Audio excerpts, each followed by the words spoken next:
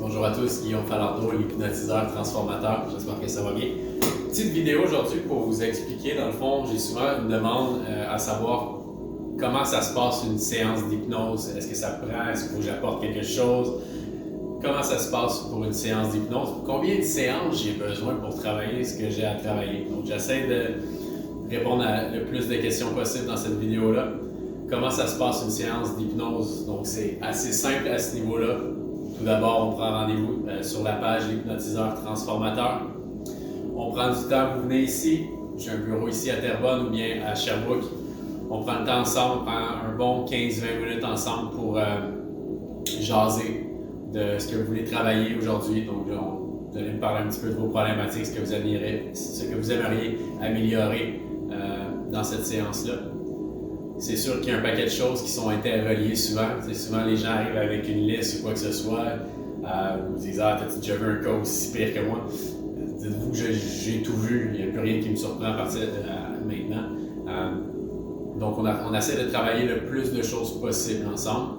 Comme je vous dis souvent, par exemple, quelqu'un est stressé, de la difficulté à dormir, de la difficulté à performer dans certaines choses parce qu'il y a beaucoup de stress, le hamster spin. Donc, tout ça, c'est interrelié. Donc, la chose majeure qu'on va travailler ensemble, c'est le stress. Donc, la personne vient avec certaines choses en tête, avec les questions que je lui pose et tout. Je vais savoir où m'enligner avec cette personne-là pour la séance. Donc, on prend le temps, comme je vous dis, un 15-20 minutes ensemble pour parler de ce que vous voulez travailler. Je vous explique, je prends le temps de vous expliquer exactement comment ça va se passer et on va prendre le temps aussi dans cette vidéo-là de vous l'expliquer. Et ensuite, on procède à la séance. En moyenne, on parle d'1h15. La séance, des fois, c'est un petit peu plus rapide quand ça va super bien et tout. Mais généralement, on figurait 1h15 pour la séance. Donc, ce qu'on va faire pendant cette séance-là, on prend le temps de se parler. Ensuite de ça, on va faire des petits jeux de réceptivité. Une vidéo qui est disponible en ligne aussi pour faire des tests. C'est plus facile en vrai. Tout le monde est réceptif à l'hypnose, donc je l'explique quand on prend le temps ensemble. On est tous réceptifs à l'hypnose. 2 clés pour que l'hypnose fonctionne bien, vouloir en faire et se laisser aller.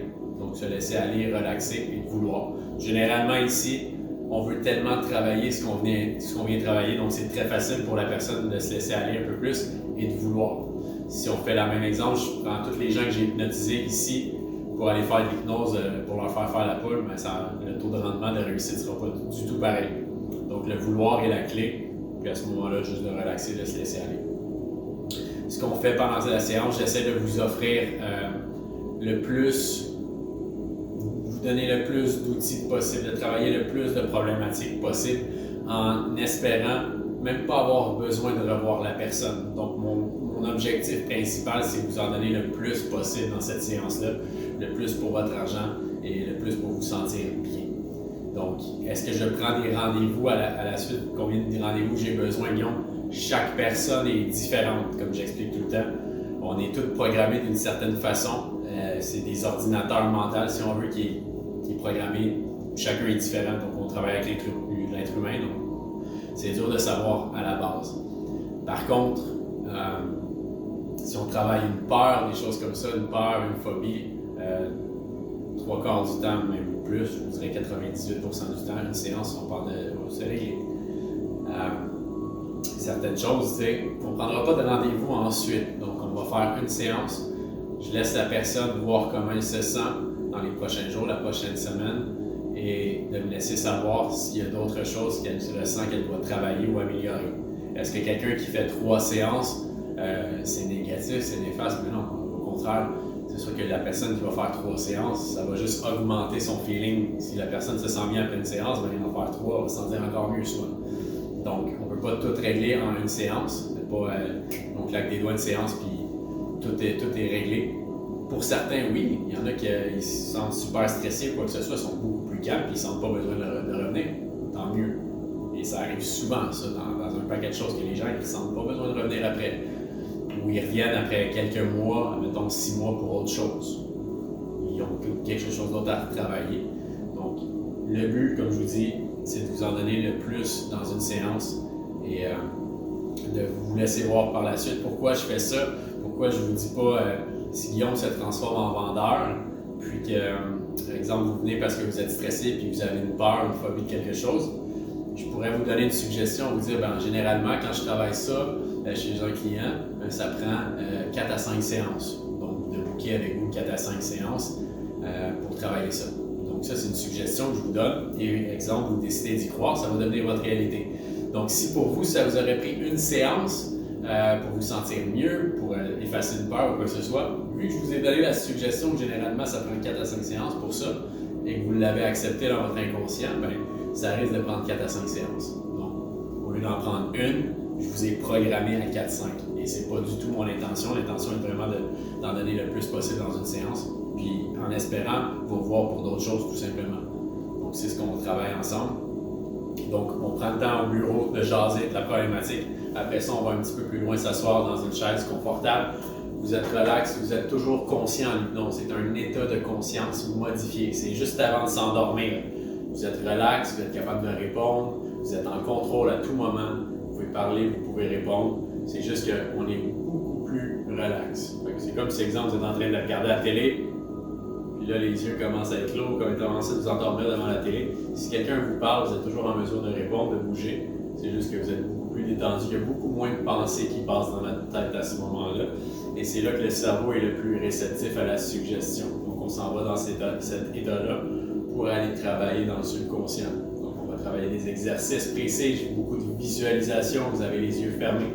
Je suis votre GPS qui vous guide dans votre tête, qui vous dit quoi faire selon ce que vous voulez travailler avec les exercices.